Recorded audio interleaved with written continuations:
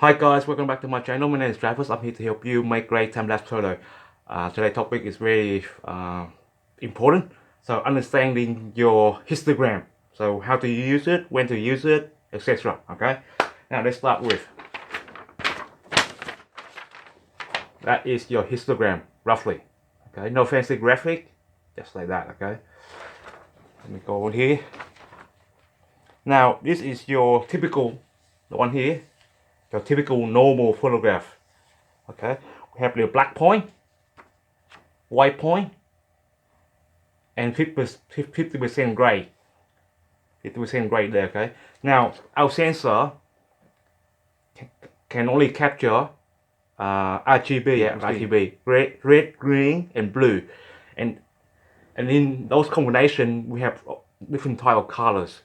And the histogram measure that values, okay? Black point, white point, and 50% gray.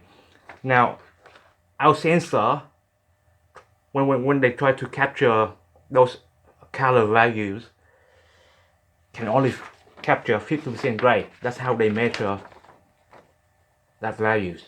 Okay. Now they always try to make that every photos to be like this kind of 50%. Okay, this one here. Yeah, so understand that, and you don't get like sometimes we got blowout photos. So this white point will be clipped, so the highlight's gone. So this is the highlight. Okay, this is the dark area, the shadows. Okay, so highlights here on the white part here, and this is the shadow part. Okay, now another example is a low key. Okay, this one low key one. So the histogram here is more towards the shadows. This 50% here is the shadow, black part. Okay, 50% here is white. Okay, now that's the highlights. So with a low key or more darker photos, there's more shadows in the photo. Okay, now understand this and you know what to expose for. Okay, which I'll tell you why you should expose to the right. Okay, this one here is white key, high key. What we call in photography is high key. So we have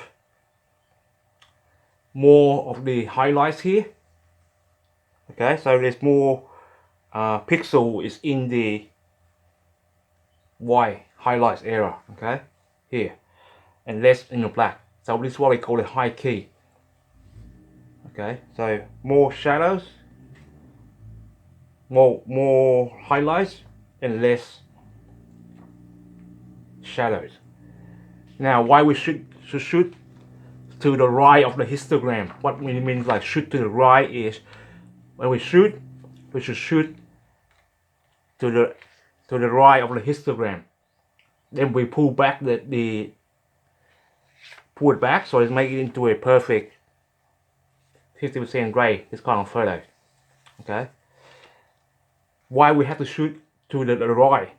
Because most of the best information, the best value when our camera capture, our camera sensors capture, is the highlights. Okay, the highlights here. So this one here, our photos, our sensor can capture more highlights, and it's place more value over the shadows.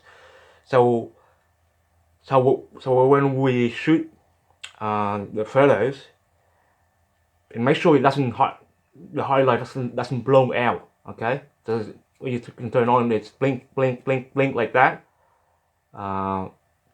Check your menu of your camera.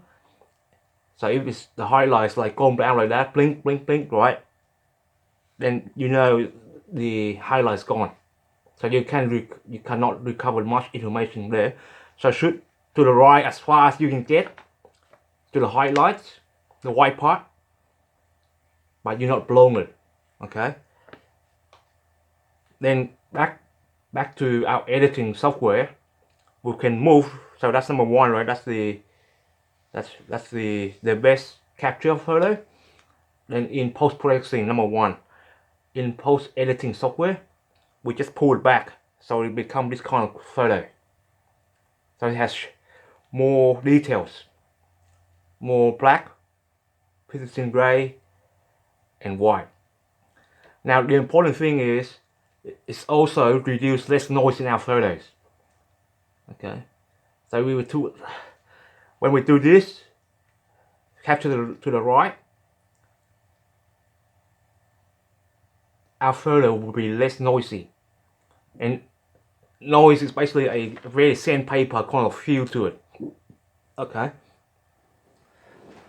Imagine a dot in your print or screen, very small dot, minute dot, and when you capture a lot of this kind of photos, a lot of stuff in the shadows, and when you try to pull it back, it will show a lot of dots, what we call noise, digital noise, and that's part of the digital imaging we have to deal with.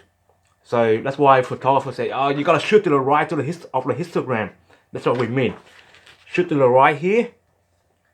Okay. Get the best file. Okay, the raw file. Then we pull it back to like this kind of similar, this kind of photo, or like that. So you have the black point, the white point somewhere in middle gray. This one 50% middle gray. That's what we call. Okay, so that's a histogram for you. Okay, easy. So shoot to the right. That's what we mean. Now, how is that important in our time-lapse photography? Now, in time-lapse, as you've been listening to me, right? You should go out and shoot in the golden hour. So, sunrise and sunset. that's only two times we like to shoot, right? Yeah. Now with sunset, right? Sunrise first, okay? Sunrise first. We want to shoot around this kind of like photos, okay? In more toward the shadows. Then as the sun rise up, the exposure change, right? So it's the exposure change over time. So from dark to the night, to dark to light, right? So the same exposure in our camera, we shoot manual, of course. Okay, then the histogram will slowly move over time. But we still keep the same shutter speed, ISO, aperture. But our scenes change over time. So when we shoot like sunrise, before sunrise, we shoot like on this kind of histogram. Then it will move to this, from dark to light. Sunset, for example, we want to shoot from light to dark. Okay, light to dark. And the exposure change so fast that you have to change this very often. And that's another tutorial on how to do a very tricky but very exciting time lapse. And that's what we call the holy grail of time lapse photography, from day to night or night to day. Okay, hope you like that. Okay, so that's going to be coming up more for more experienced shooter. But for you, just understand this and shoot to the right. Shoot to the right, then convert back. Less noise on your photos. If you know how to do it. Okay, now you know. This is Travis here. Thanks for watching. I'll see you next time with another tutorial.